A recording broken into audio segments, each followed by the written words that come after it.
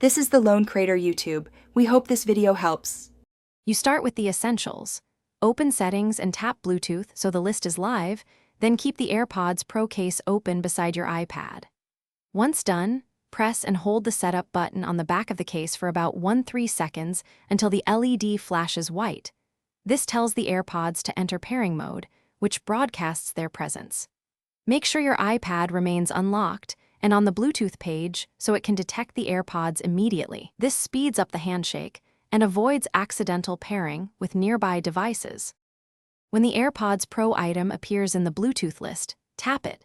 That action sends a pairing request and completes the link.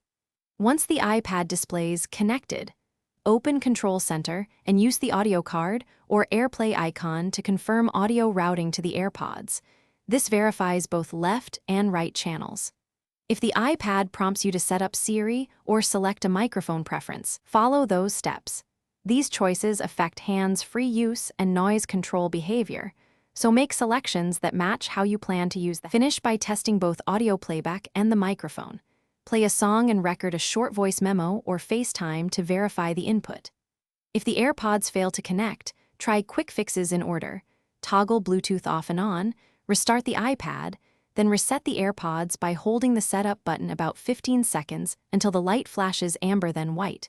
Repair afterwards.